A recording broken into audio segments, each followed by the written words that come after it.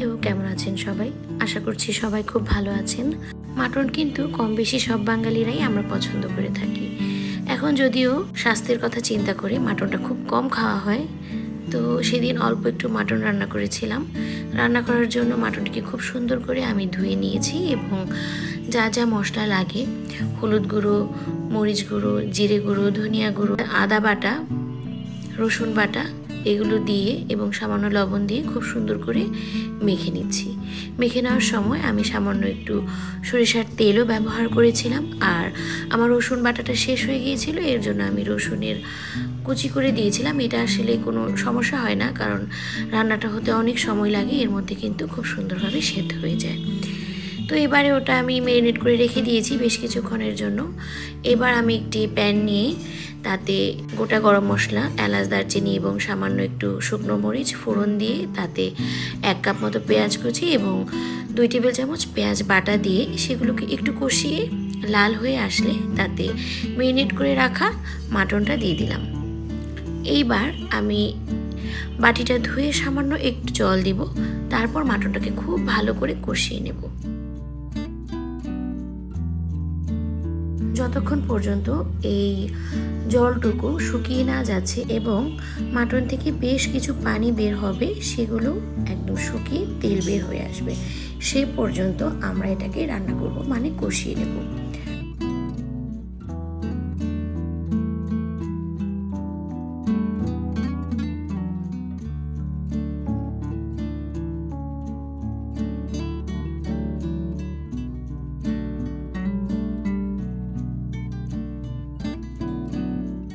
কষানোর সময় অবশ্যই ঢাকনা দিয়ে ঢেকে দিতে হবে, তাহলে কষানোর সময় মাংসটা কিন্তু 50% সেদ্ধ হয়ে যাবে।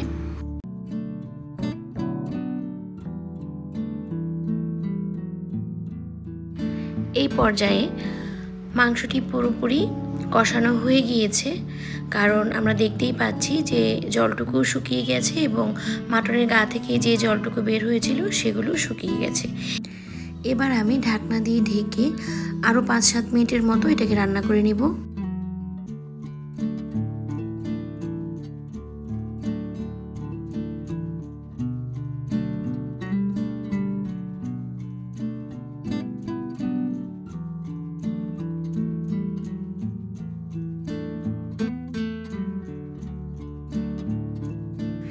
এবার ঢাকনাটি খুলে আমি এর মধ্যে গরম জল দিয়ে দিচ্ছি, তারপর আরও 2-3 মিনিট ফুটিয়ে নিব। এবার আমি এর মধ্যে দিয়ে দিচ্ছি আরও কিছুটা লবণ, একটু চিনি এবং গরম মশলার গুঁড়ো। এগুলো কিন্তু আমি ম্যারিনেট করার সময়ও দিয়েছিলাম, আবারও দিচ্ছি। চিনিটা দিইনি, চিনিটা এই প্রথম দিলাম। তো এরপর আমি প্রেশার কুকারে নিয়েছিলাম, কারণ একটু সময়টা আমার হাতে কম ছিল। আপনারা চাইলে কিন্তু ফ্রাই প্যানেও রান্না করতে পারেন। তো প্রেশার কুকারে আমি 4টা সিটি দিয়েছিলাম, যেহেতু আমার মাংসটা আগে থেকেই বেশ কিছুক্ষণ ধরে কষানো, তো 50% আগে থেকেই রান্না হয়েছিল। তো 4টা সিটি দেওয়ার পরে এই যে ঢাকনাটা নামিয়ে নিলাম। রান্নাটা হয়ে এসেছে, কিন্তু একদম সুন্দর সেদ্ধ হয়ে এসেছে। আমি এক পর্যায়ে একটু ঘি দিয়ে দিলাম জাস্ট টেস্টের জন্য, এটা অপশনাল, আপনারা চাইলে নাও দিতে পারেন। এবার ঝোলটাকে শুকিয়ে নেব। আমি এটা বাসন্তী পোলাও দিয়ে সার্ভ করেছিলাম, এর জন্য একটু ঝোল রেখেছিলাম। আপনারা চাইলে কিন্তু একদম শুকিয়ে নিতে পারেন আপনাদের পছন্দ মতো। তো এই তো আমার রান্নাটি শেষ, আমি এখন আপনাদেরকে সার্ভ করে দেখাচ্ছি।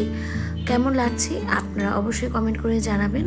ভালো লাগলে আমার চ্যানেলটিকে অবশ্যই সাবস্ক্রাইব করবেন এবং আপনাদের কোনো পরামর্শ থাকলে আমাকে দিবেন। আজকে এ পর্যন্তই, দেখা হবে নতুন কোনো ভিডিও নিয়ে খুবই শীঘ্রই। আপনারা সবাই ভালো থাকবেন। ধন্যবাদ সবাইকে।